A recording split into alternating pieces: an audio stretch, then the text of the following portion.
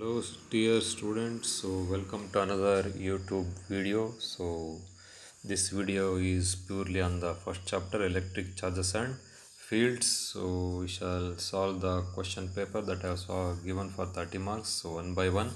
So I think you have answered ಎಲ್ಲರೂ answer ಮಾಡಿದ್ದೀರ ಅನ್ಸಿದ್ದೀರಾ. Mostly compare ಮಾಡ್ತಾ ಹೋಗಿ ನಿಮ್ಮ ಆನ್ಸರ್ಗೂ ನಾನು ಹೇಳೋ ಆನ್ಸರ್ಗೂ ಆಯಿತಾ. ಸೊ ನೀವೇ ವ್ಯಾಲ್ಯೂಯೇಟ್ ಮಾಡ್ತಾ ಹೋಗಿ ಎಷ್ಟೆಷ್ಟು ಬರುತ್ತೆ ಅಂತ.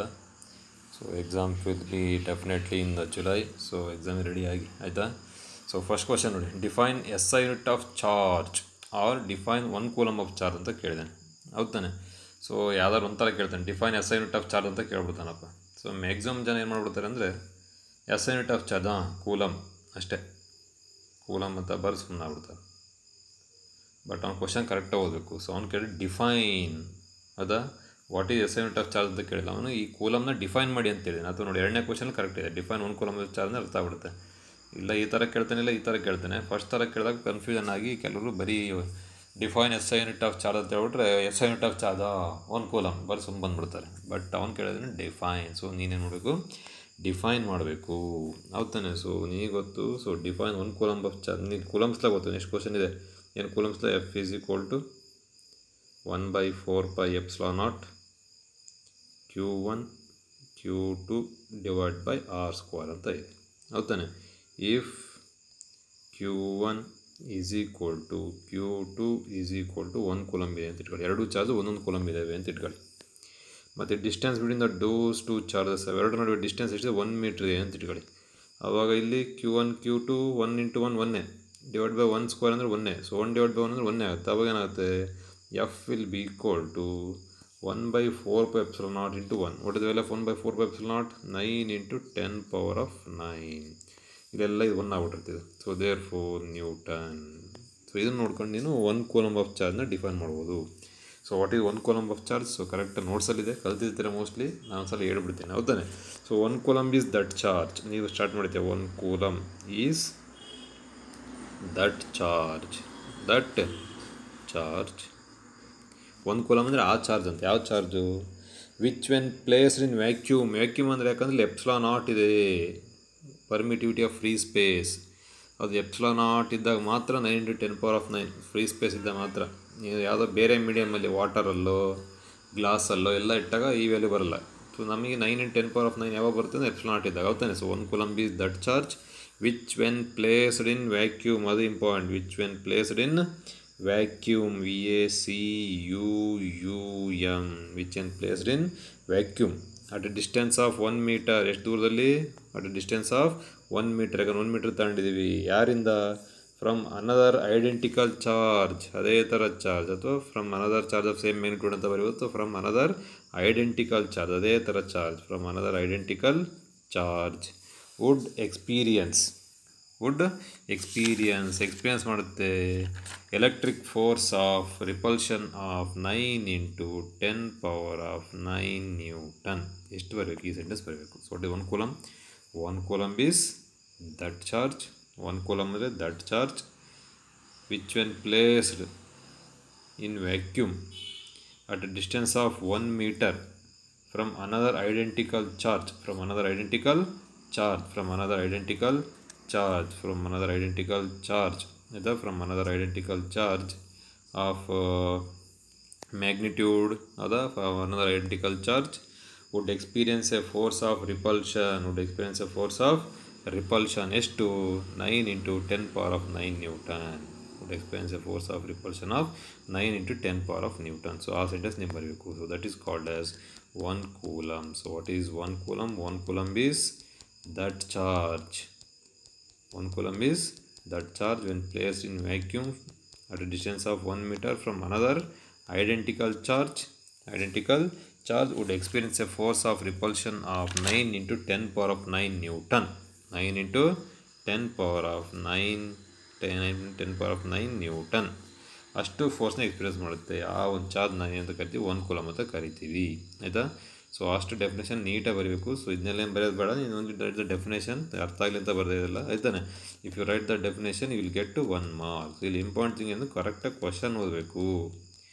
ಕೆಲವರೆಲ್ಲ ಭಾಳ ಸಲ ನೋಡಿ ನಾವು ವೆಲೇಷನ್ ಹೋದಾಗ ಇದೇ ಕ್ವಶನ್ ಕೇಳಿದೆ, define 1 coulomb SI unit of charge ಅಂತ. ಎಲ್ಲರೂ 1 ಕೂಲಮ್ ಅಂತ ಬಂದರು.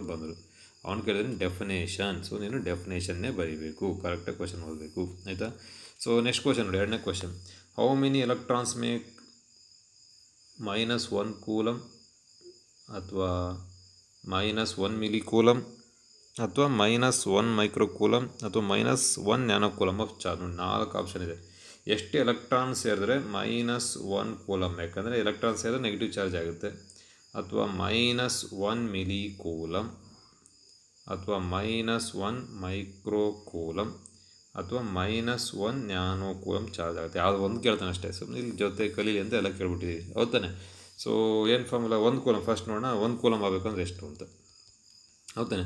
ಸೊ ಮೈನಸ್ ಕ್ಯಾಲ್ಕುಲೇಟ್ ಕೇಳಲ್ಲ, 1 ಕೂಲಮ್ ಅಂತ ಕೇಳ್ತಾರೆ, ಜಸ್ಟ್ ಕ್ಯಾಲ್ಕುಲೇಟ್ ಫಾರ್ 1 ಕೂಲಮ್. ನಮಗೇನು ಬೇಕು, ಎನ್ ಬೇಕು. ಹೌ ಮೆನಿ ಎಲೆಕ್ಟ್ರಾನ್ಸ್ ಅಂದರೆ ಎನ್ನು ನೆಗೆಟಿವ್ ಬರಲ್ಲ, ಪಾಸಿಟಿವ್ನೇ ಬರುತ್ತೆ. ಸೊ ಜಸ್ಟ್ ಫಾರ್ 1 ಕೂಲಮ್ ನಾನು ಮಾಡ್ತೀನಿ. ಫಾರ್ 1 ಕೂಲಮ್ ಚಾರ್ಜ್ ಆಗಬೇಕು ಅಂದರೆ ನೀನು ಎಷ್ಟು ಎಲೆಕ್ಟ್ರಾನ್ ತಂದು ಗುಡ್ಡೆ ಹಾಕಿದ್ರೆ, ಎಲೆಕ್ಟ್ರಾನ್ಸ್ ಇವೆಲ್ಲ ಎಲೆಕ್ಟ್ರಾನ್ ಗುಡ್ಡೆ ಹಾಕೋ ಭತ್ತದ ರಾಶಿ ಇದ್ದಂಗೆ, ಹೌದಾನೆ.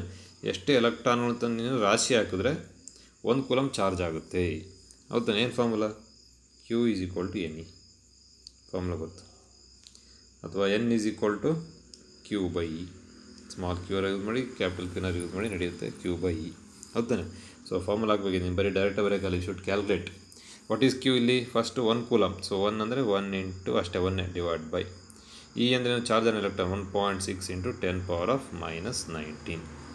So therefore N will B equal to 1 divide by 1.6 ಅಂದರೆ ಮೋಸ್ಟ್ಲಿ ಸಮ್ 0.625 ಬರುತ್ತೆ, ಇಂಟು 10⁻⁻19 ಮೇಲೆ +19 ಎಲೆಕ್ಟ್ರಾನ್ಸ್. ಇಷ್ಟು ಬರೆದ್ರೆ ಟು 1 ಮಾರ್ಕ್ ಆಯಿತಾ. ಸೊ 1 ಮಾರ್ಕ್ಸ್ ಇಷ್ಟೆಲ್ಲ ಮಾಡಬೇಕು ಆಯಿತಾ. ಸೊ 0.625 10⁻19 ಎಲೆಕ್ಟ್ರಾನ್ಸ್ ಹಾಕಿದ್ರೆ ನಿನಗೆ 1 ಕೂಲಮ್ ಚಾರ್ಜು ಬರುತ್ತೆ. ಸೊ ನೆಕ್ಸ್ಟ್ ಕೇಳಿದೆ ನಾನು 1 ಮಿಲಿ ಕೂಲಮ್. ಸೊ ಅವಾಗ ಏನು ಹಾಕೋದು, ಇಲ್ಲಿ ಕ್ಯೂ ಜಾಗದಲ್ಲಿ. ಸೊ 1 ಮಿಲಿ ಕೂಲಮ್ ಬೇಕು ಅಂದರೆ, ಸೊ ಅಗೇನ್ ಸೇಮ್ ಫಾರ್ಮುಲಾ ಆಯಿತಾ. ಸೊ 1 ಮಿಲಿ ಕೂಲಮ್ ಅರ್ಥ ಆಗ್ತದೆ, ಇಲ್ಲೇ ಚೇಂಜ್ ಮಾಡಿಬಿಡ್ತೀನಿ. 1 ಮಿಲಿ ಕೂಲಮ್, ಮಿಲಿ ಅಂದರೆ 10⁻³ ಅಂದರೆ 1 ಕ್ಯೂ ಜಾಗದಲ್ಲಿ 1 ಇಂಟು 10⁻³ ಮಿಲಿ ಅಂದರೆ ಆಯಿತಾ. ಸೊ ಅವಾಗಲೂ ಅಷ್ಟೇ 1 ಡಿವೈಡ್ 1.6 0.625 ಬರುತ್ತೆ, ಇಂಟು 10⁻⁻⁻ ಎಷ್ಟಾಗುತ್ತೆ, -19 ಮೇಲೆ ಅಂದರೆ +19, ಇಲ್ಲಿ -3 ಅಂದರೆ ಇಟ್ ವಿಲ್ ಬಿ +16 ಎಲೆಕ್ಟ್ರಾನ್ಸ್ ಅಂತ ಬರೀಬೇಕು. ನೀನು 1 ಮಿಲಿ ಕೂಲಮ್ ಆಗಬೇಕು ಅಂದರೆ 0.625 10⁻16 ಎಲೆಕ್ಟ್ರಾನ್ಸ್ ಹಾಕಬೇಕು ಆಯಿತಾ. ಅಕಸ್ಮಾತ್ 1 ಮೈಕ್ರೋ ಕೂಲಮ್ ಕೇಳ್ತಾನಪ್ಪ, ಅವಾಗ ಏನು ಮಾಡ್ತೀವಿ, 1 ಮೈಕ್ರೋ ಕೂಲಮ್ ಕೇಳಿದೆ, if you ask for 1 micro coulomb, ಹೌದಾನೆ, ಏನು ಮಾಡ್ತೀಯ, 1 micro coulomb micro. So micro ಅಂತ ಗೊತ್ತೀನಿ, 1 ಕ್ಯೂ ಜಾಗದಲ್ಲಿ 1 ಇಂಟು 10⁻⁻6 ಹಾಕೋದು. ಅವಾಗಲೂ ಅಷ್ಟೇ 1 ಡಿವೈಡ್ 1.6 ಅಂತ 0.625 ಕಾಮನ್ ಇದು, ಇಂಟು ಇಲ್ಲಿ -19 ಇಲ್ಲಿ -6, -19 ಮೇಲೆ +19 ಇಲ್ಲಿ -6 ಅಂದರೆ 10⁻13 ಎಲೆಕ್ಟ್ರಾನ್ಸ್ ಈ ಥರ ಆಯಿತಾ. ಸೊ ಅದು ಆಗ 1 ನ್ಯಾನೋ ಕೂಲಮ್ ಕೇಳಿದ್ರೆ, ನ್ಯಾನೋ ಅಂದರೆ, ಸೊ ನ್ಯಾನೋ ಮೀನ್ಸ್ 10⁻⁻9 ಅಂದರೆ 1 ಇಂಟು 10⁻⁻9 ಕೂಲಮ್. ಕ್ಯೂ ಜಾಗದಲ್ಲಿ 10⁻⁻9 ಅವು ಮತ್ತು 1 ಡಿವೈಡ್ ಬೈ 1.6 0.625 ಇಂಟು ಇದು 10⁻⁻9 10⁻+9 10⁻10 ಎಲೆಕ್ಟ್ರಾನ್ಸ್ ಆಯಿತಾ. ಅವ್ನು ಯಾವ್ದಾದ್ರು ಒಂದು ಕೇಳ್ತಾನೆ, ಫಾರ್ಮುಲಾ ಏನು, Q = NE. Therefore N = Q/E. N ಅಂದರೆ ನಂಬರ್ ಆಫ್ ಎಲೆಕ್ಟ್ರಾನ್ಸ್, ಎಷ್ಟು ಬೇಕು, ಎಷ್ಟು ಎಲೆಕ್ಟ್ರಾನ್ ಇಂತ ಗುಡ್ಡೆ ಹಾಕಬೇಕು, ಹೌದಾನೆ. So that is called as N. ಸೊ ದಟ್ ವಿಲ್ ಬಿ ಈಕ್ವಲ್ ಟು 0.625 10⁻10 ಎಲೆಕ್ಟ್ರಾನ್ಸ್ ಆಯಿತಾ. So this is the solution for second question. ನೋಡಿ ಅಷ್ಟು ಮಾಡಿದ್ರೆ ಯು ವಿಲ್ ಗೆಟ್ 1 ಮಾರ್ಕ್. ಯಾವ್ದಾದ್ರು ಒಂದು ಕೇಳ್ತಾನೆ, 4 ಕೇಳಿದ್ದೀವಿ, ಹೌದಾನೆ.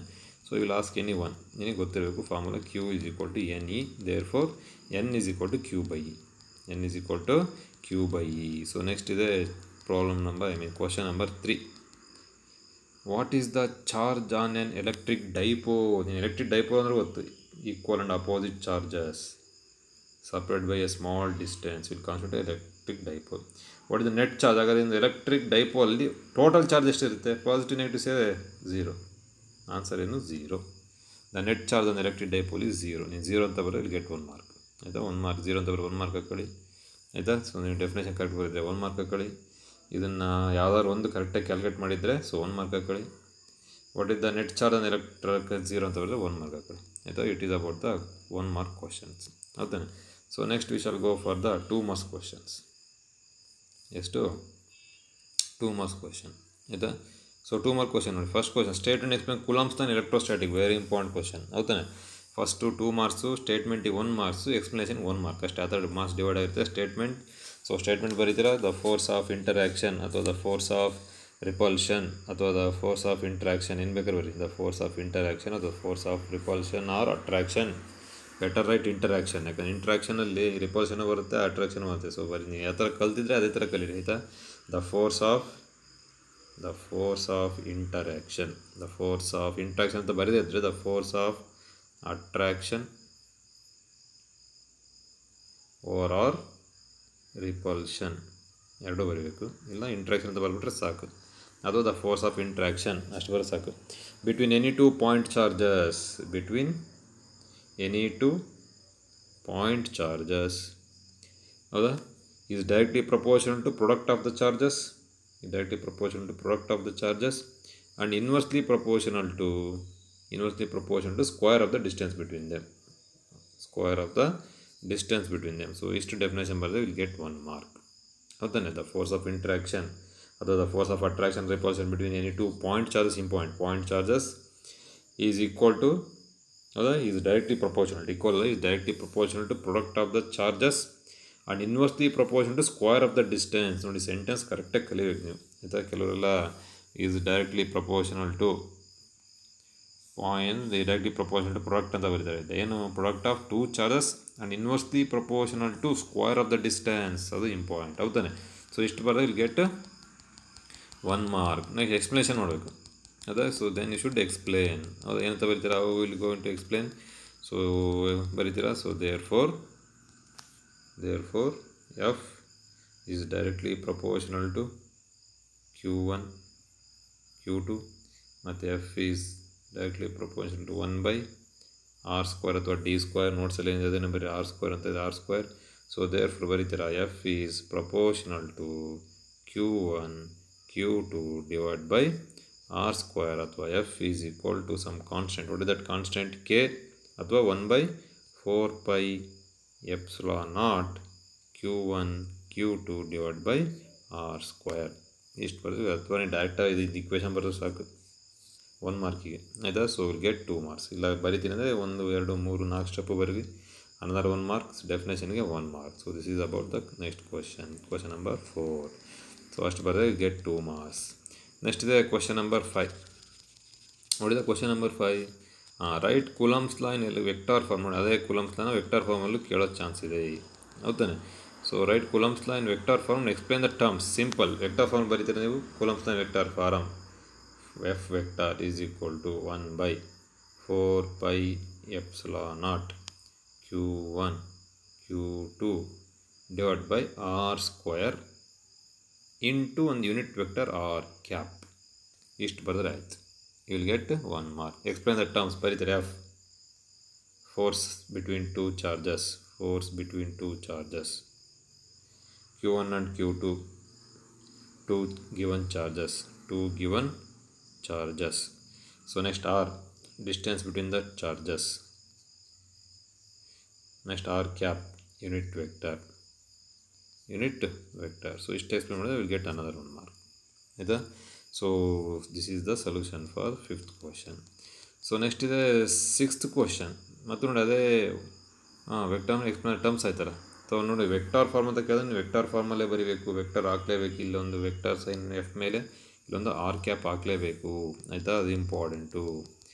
ಅವನೇನು ಕೇಳಿಲ್ಲ, ಬರೀ ರೈಟ್ ಈಕ್ವೇಷನ್ ಫಾರ್ ಕೂಲಮ್ಸ್ ಅಂತ ಕೇಳಿದ್ರೆ ಹೆಂಗೆ ಬೇಕಾದ್ರೆ ಬರೀ ಒಂದು ವೆಕ್ಟರ್ ಫಾರ್ಮ್ ಅಂತಲೇ ಕೇಳ್ತಾನೆ ಪರ್ಟಿಕ್ಯುಲರಾಗಿ. ನೀನು ವೆಕ್ಟರ್ ಹಾಕ್ಲೇಬೇಕು ಕಂಪಲ್ಸರಿ, ಆಯಿತಾ. ಸೊ ನೆಕ್ಸ್ಟ್ ಇದೆ question number 6. What is N electric dipole? Electric dipole ಅಂದರೆ ಏನು? ಹೌದಾ, ನಿನಗೆ ಗೊತ್ತು. Electric dipole, 2 equal and opposite charges separated by small distance. 2 equal and opposite charges separated by small distance. That is electric dipole. Is called electric dipole. Define electric dipole moment. What is the expression? Expression define definition ಮಾಡಿ ಅದಕ್ಕೆ ಮುಂಚೆ equation ಬರೀತೀನಿ. Dipole moment ಇದೆ vector P. Vector P is equal to ಏನು ಫಾರ್ಮುಲಾ? Q into 2A. ಹೌದಾನೆ. So ಹಾಗಾದ್ರೆ what is dipole moment? Dipole moment is defined as the product of either of the charges Q. ಅದ. So it is defined as product of either of the charges and the distance between the two charges. ಅಥವಾ it is the product of either of the charges and the dipole length. ಆ ಥರ ಬೇಕಾದ್ರೆ ಬರೀಬೋದು. That is called a dipole moment. It is the product of either of the charges and the distance between those two charges. therefore P is equal to Q into 2A. then equation ಬರೆಯೋದು ಬೇಡ, but definition ಬರಬೇಕು. what is the dipole moment? it is the product of either of the charges. it is the product of either of the charges. ಯಾವುದಾದ್ರೂ ಒಂದು charge it is the ಹೌದಾ, it is the product of either of the charges and the distance between them, and the distance between them. ಆ ಥರ ಬರೆದಾಗ get 1 mark.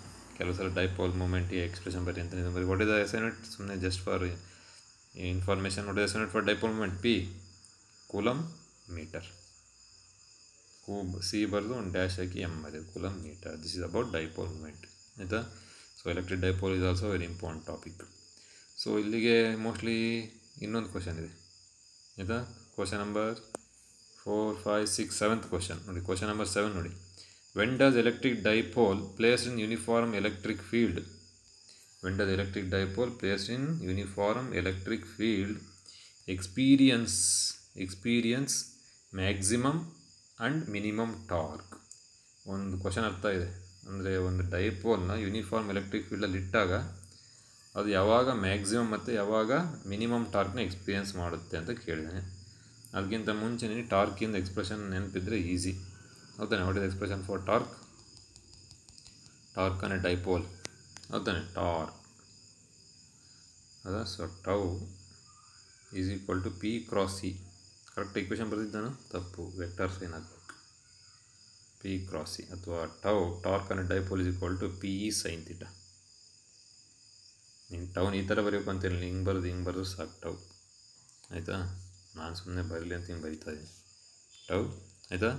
So ನೋಡಿ ಯಾವಾಗ maximum, so ಬರಿತೇನೆ ನೀನು maximum A sub question A maximum ಯಾವಾಗ when theta is 90 degree. ಈಗ sign 90 maximum ತಾನೆ 1 ಆಗ್ಬಿಡುತ್ತೆ. ಸೈನ್ 90 1 ಆಗ್ಬಿಡುತ್ತೆ, ಇಟ್ ವಿಲ್ ಬಿ 1. ಸೊ ಅವಾಗ ಮ್ಯಾಕ್ಸಿಮಮ್. ನೆಕ್ಸ್ಟ್ ಬಿ ಮಿನಿಮಮ್ ಯಾವಾಗ when theta is 0 degree R 180 degree. ಈಗ ಸೈನ್ 0 0, ಸೈನ್ 180 0 ಹೌದಾನೆ, ಅವಾಗ ಅದು minimum. So maximum theta 90 degree 1 mark, minimum theta 0 degree R 180 degree. ಬರೀ 0 ಡಿಗ್ರಿ ಅಂತ ಬರೋದು ಸರಿನೇ, ಅಥವಾ ಎರಡು ಬರೋದು ವೆಲ್ ಆ್ಯಂಡ್ ಗುಡ್ ಹೌದಾನೆ. ಸೊ ಇಷ್ಟು 2 ಮಾರ್ಕ್ಸ್ ಕ್ವಶನ್ ಆಯಿತಾ. So next we shall go for 3 marks question. ಎಷ್ಟು ಮಾರ್ಕ್ಸ್ ಕ್ವಶನ್ಗಳು ಯಾವಾಗ 3 ಮಾರ್ಕ್ಸ್ ಕ್ವಶನ್ ಹೌದಾನೆ. ಸೊ 3 ಮಾರ್ಕ್ಸ್ ಕ್ವಶನ್ ಎಲ್ಲ ನೀವು ಡಿರೈವೇಷನ್ ಎಲ್ಲ ನಾನು ಎಕ್ಸ್ಪ್ಲೇನ್ ಮಾಡೋಕ್ಕೆ ಹೋಗಲ್ಲ, ಯಾಕಂದ್ರೆ ನೋಟ್ಸಲ್ಲಿದೆ, ನೀವು ಕಲಿತಾ ಹೋಗ್ಬೇಕಷ್ಟೇ ಆಯಿತಾ. So 3 marks question I shall go for 3 marks question. What is the first 3 marks question? Question carrying 3 marks.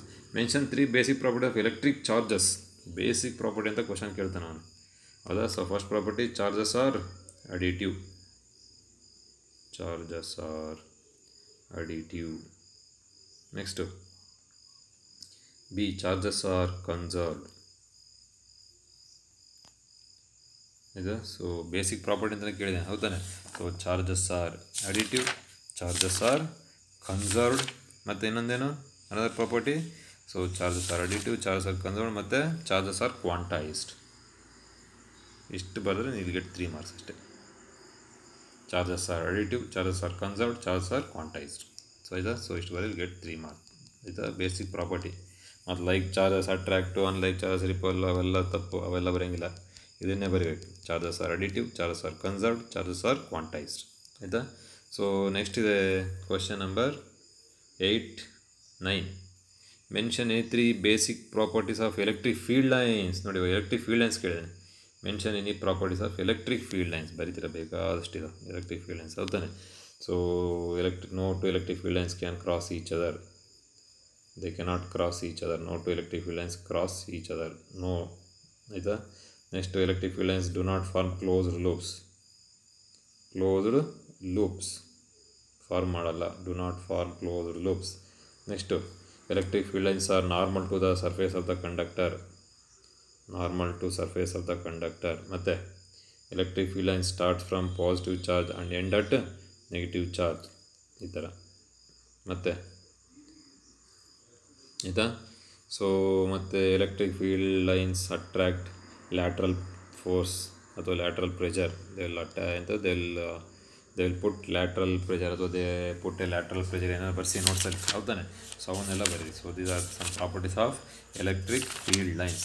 Electric field line ಬೇಕಾದಷ್ಟು ಇದಾವೆ. Electric field line do not form close loop, never cross each other. ಹೌದಾ? Electric field line start from positive. So in a charge free region electric field lines form continuous curves without any break. ಅದೊಂದು ಬರಿಬೋದು. Electric field lines contract longitudinally. ಆಯಿತಾ? So they will B always normal to the surface of the conductor. Electric field lines exert lateral pressure. So ಯಾವ್ದಾದ್ರು ಬೇಕಾದಷ್ಟಿದೆ, ಒಂದು 3 ನೆನ್ಬಿಟ್ರೆ ನೀಟಾಗಿ ಬರೀರಿ, simple ಆಗಿರೋ.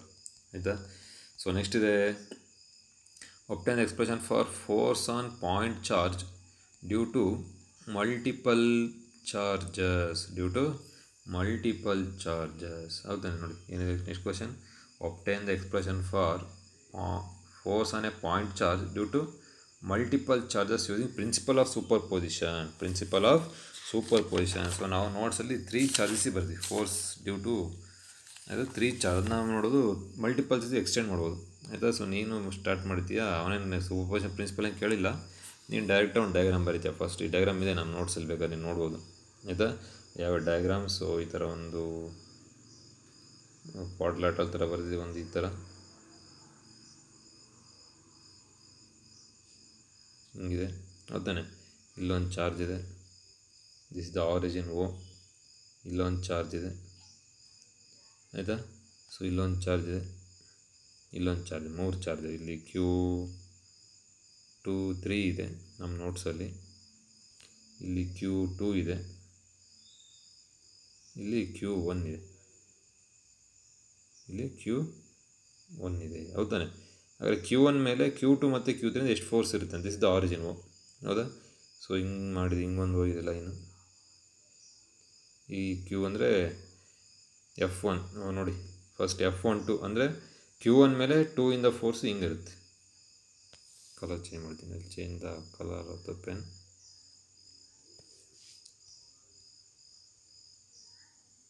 ನೋಡಿ first F12, this is the direction of F12. Diagram ಬರೋದು better. ಅದೇ ಥರ F13 ಹಿಂಗಿರುತ್ತೆ. ಇದೊಂದು ರಿಪಲ್ಸ್ ಅಂತಾನೆ, ಎಲ್ಲ ಲೈಕ್ ಚಾರ್ಜಸ್ Q1 Q3 ಎಲ್ಲ position ripple. Q1 Q3 ripple ಮಾಡುತ್ತೆ, Q1 Q2 ರಿಪಲ್ ಮಾಡುತ್ತೆ. ಸೊ ದಿಸ್ ಈಸ್ F13 ಅಂದರೆ ಫೋರ್ಸ್ ಆನ್ 1 ಡ್ಯೂ ಟು 3. ನೋಡಿ ಇವೆರಡು vectors. So since force are vectors. So ಎರಡನ್ನ ಅಡಿಷನ್ ಮಾಡಿದ್ರೆ will get the complete a parallelogram.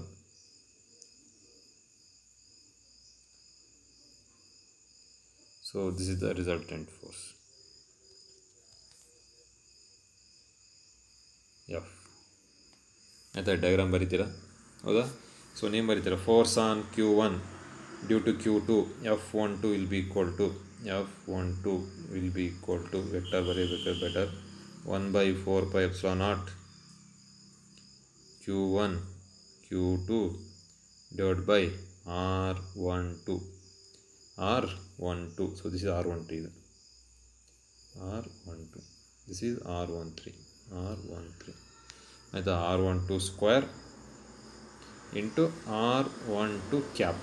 ನೀಟಾಗಿ ಬರೀರಿ, ಕಾಣ್ತಾ ಇಲ್ಲ ಅಷ್ಟು ನೀಟಾಗಿ.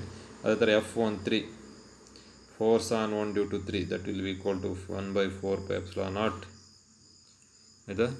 Q1 Q3 ಈಗ 3 ಇದೆ, F13 ಇದೆ, divide by R13 square into R13 cap unit vector. ಅದೇ ಥರ ಬರಿತಾ ಹೋದು. ಈ ಥರ ಬರೆದು ದೇರ್ಫೋರ್ F1n ಅಂದರೆ ಫೋರ್ಸ್ ಆನ್ ಮಲ್ಟಿಪಲ್ ಚಾರ್ಜ್ ಅಂತ ಕೇಳಿದಾನೆ. Force on Q1 due to nth charge that will be equal to 1/4πε0 Q1 Qn nth charge divide by R1n square divided by R1n cap.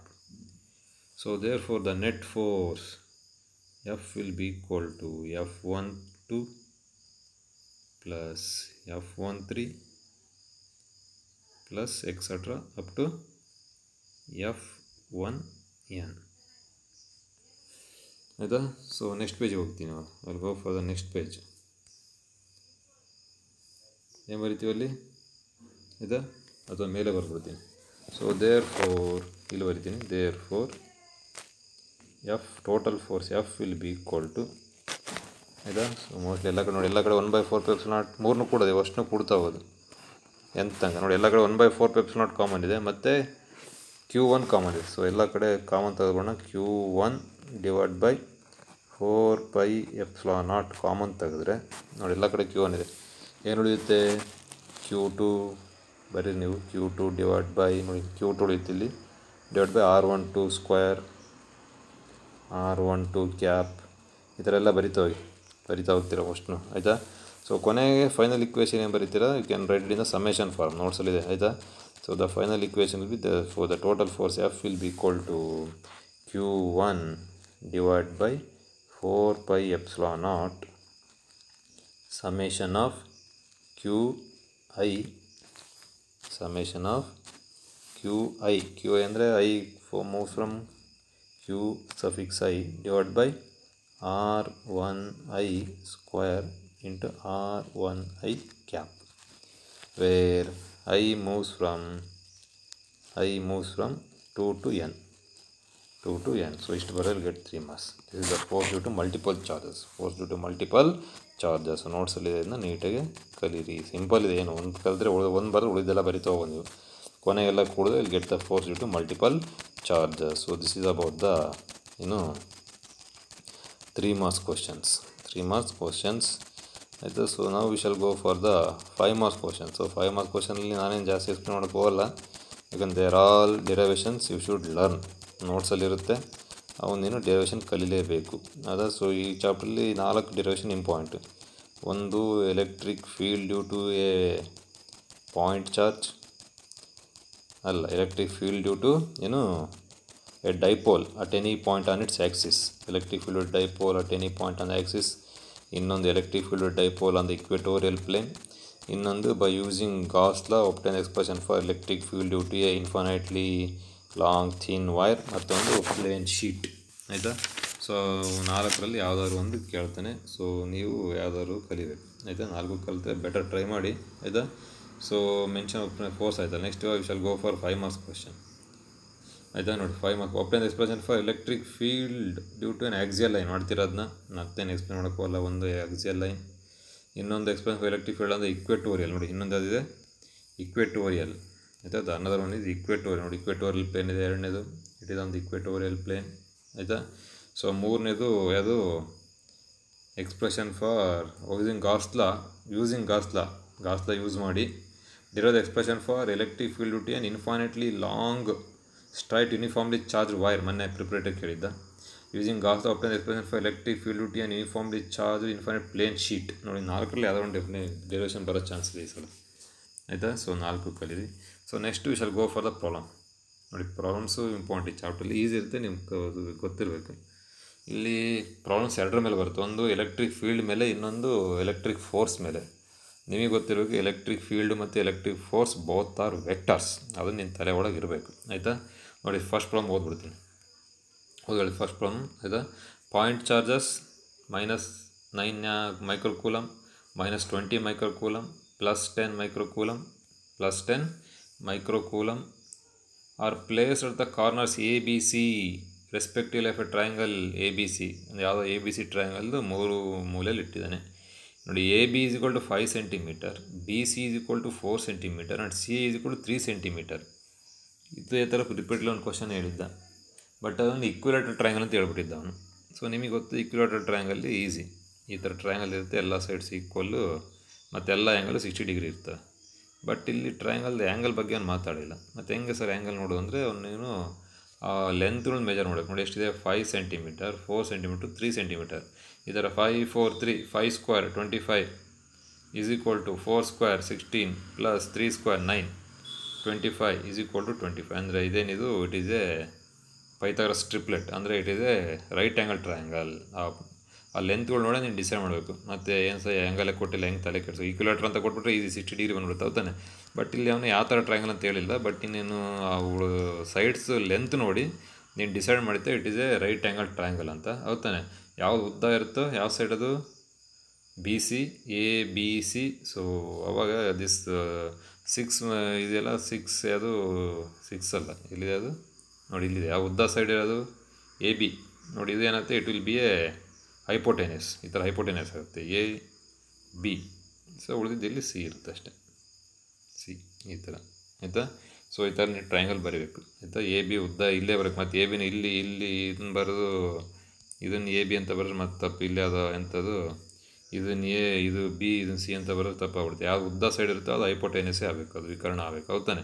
So ಈ ಥರ ನೀನು ಮಾಡ್ತೀರಾ ಆಯಿತಾ. So calculate the question ಏನೋ ಒಂದು 3 ಇದನ್ನಿಟ್ಟಿದ್ದಾನೆ. So what is question? ಹೌದಾ, calculate the resultant force on the charge that ಸಿನಲ್ಲಿರೋ ಚಾರ್ಜ್ ಅದು 10 ಮೈಕ್ರೋಕೂಲಮ್. ಅದ್ರ ಮೇಲೆ ಒಟ್ಟು ಎಷ್ಟು ಫೋರ್ಸ್ ಇರುತ್ತೆ ಕ್ಯಾಲ್ಕುಲೇಟ್ ಮಾಡಿ ಅಂತ ಹೇಳಿದ್ದಾನೆ, ಹೌದಾನೆ. ಸೊ ಇಲ್ಲಿ ಮಾಡಿದ್ದೀವಿ ನೋಡಿ, first triangle we shall draw the diagram ಬರೆದಿದ್ದೀವಿ ಆಯಿತಾ. So you written the diagram ನೋಡಿ. ಸೊ ಎ ಬಿ ಸಿ ನೋಡಿ, ಇದೇ ಥರ ರೈಟ್ ಆ್ಯಂಗಲ್ ಟ್ರಯಾಂಗಲ್ ಬರೆದಿವಿ, ಎ ಬಿ ಮತ್ತು C. So right angle triangle ನೀಟಾಗಿ ಬರೀತೀರ ನೀವು, ಅದೇ ಥರ ನೋಡಿ ನೀಟಾಗಿ ಬರೆದಿದ್ದಾರೆ. ಸೊ ನೀವು ಕರೆಕ್ಟಾಗಿ ಬರೀಬೇಕು. ಸಂಬಡಿ ಅದು ರಿಟರ್ನ್ ಮತ್ತು ನನಗೆ ಪೋಸ್ಟ್ ಮಾಡಿದ್ದಾರೆ, ಸೊ ಚೆನ್ನಾಗಿ ಮಾಡಿದ್ದಾರೆ ಕರೆಕ್ಟ್. ಅದನ್ನೇ ಫೋಟೋ ನಿಮ್ಗೆ ಹಾಕಿದ್ದೀನಿ, ಎ ಬಿ ಸಿ ಆಯಿತಾ. ನೋಡಿ ಎನಲ್ಲಿ ಯಾವುದಿದೆ -9 ಮೈಕ್ರೋ ಅಂದರೆ -9 10⁻⁻6 ಕೂಲಮ್, ಬೇಕಾದ್ರೆ ಇಲ್ಲಿ ಕೂಲಮ್ ಅಂತ ಬರೀ. ಬಿನಲ್ಲಿ ಯಾವುದಿದೆ -20 ಮೈಕ್ರೋ ಕೂಲಮ್ ಆಯಿತಾ. ಸಿನಲ್ಲಿ ಯಾವುದಿದೆ, ಐ ಮೀನ್ ಬಿನಲ್ಲಿ, ಸಿನಲ್ಲಿ ಯಾವುದಿದೆ, ಸಿನಲ್ಲಿ 10 ಮೈಕ್ರೋ ಕೂಲಮ್, 10 × -6 ಕೂಲಮ್ ಆಯಿತಾ. ಸೈಡ್ ನೋಡಿ 3 ಸೆಂಟಿಮೀಟರ್, 3 × 10⁻⁻2 ಮೀಟರ್, 5 ಸೆಂಟಿಮೀಟರ್, 5 × 10⁻². ಆಮೇಲೆ ಬಿನಲ್ಲಿ ಅದು ಡಿಸ್ಟೆನ್ಸು ಇದು 4 ಸೆಂಟಿಮೀಟರ್, ಅದನ್ನೆಲ್ಲ ಬರೆದಿರ ಆಯಿತಾ.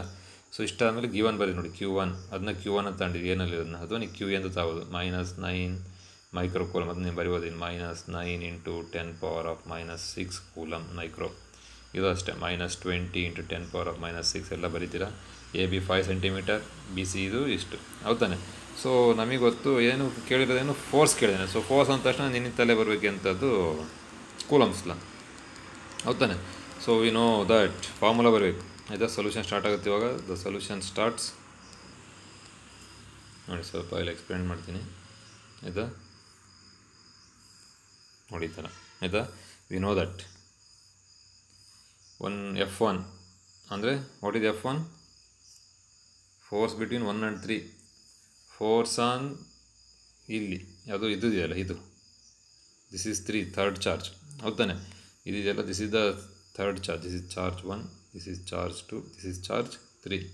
ಸೊ F13 ಅಂದರೆ, ಐ ಮೀನ್ F13 ಅಂದರೆ ಫೋರ್ಸ್ ಆನ್ ಏನಂತ ಬರೆದಿರೋರು. ಸೊ 1 ಮಿನಿಟ್ ಕನ್ಫ್ಯೂಸ್ ಆಗಬಾರ್ದು ಆಯಿತಾ.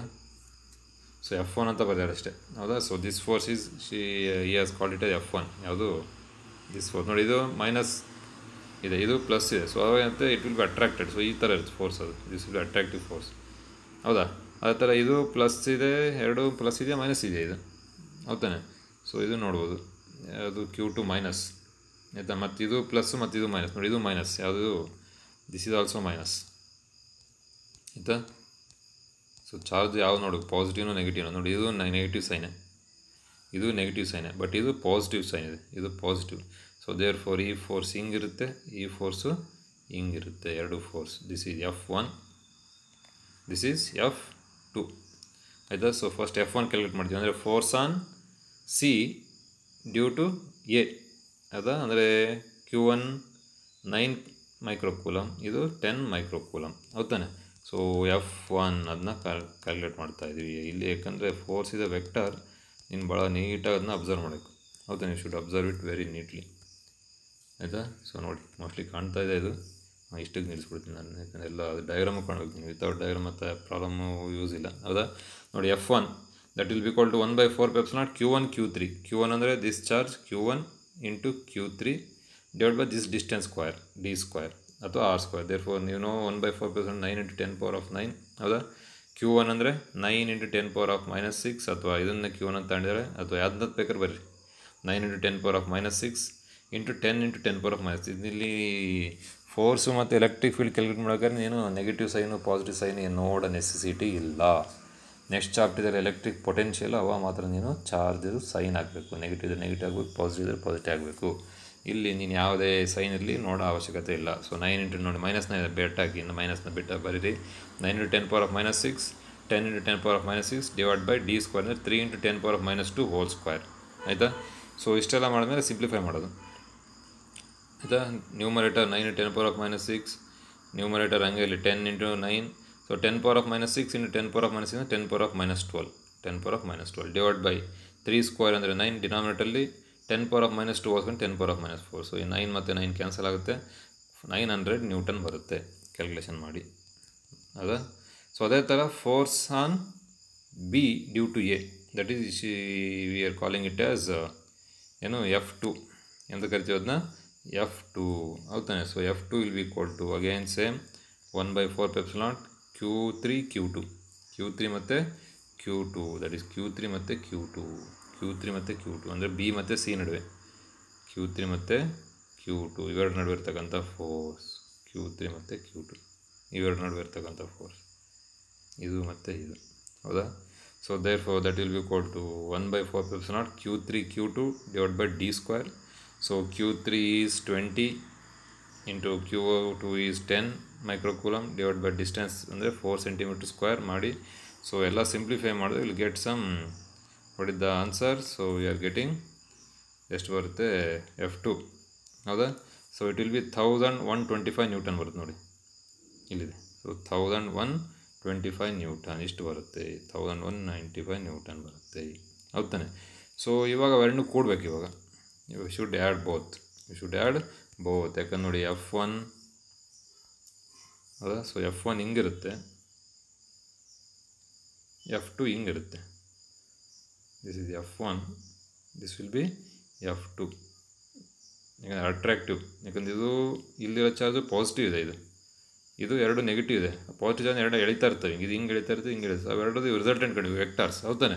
So the resultant force F will B equal to square root of F1 square plus F2 square plus ಆಯಿತಾ. ಸೊ ನೀಟಾಗಿ ಬರ್ತೀನಿ ಚಿಕ್ಕದಾಗೆ. So what is the resultant force between F1 ಮತ್ತು F2.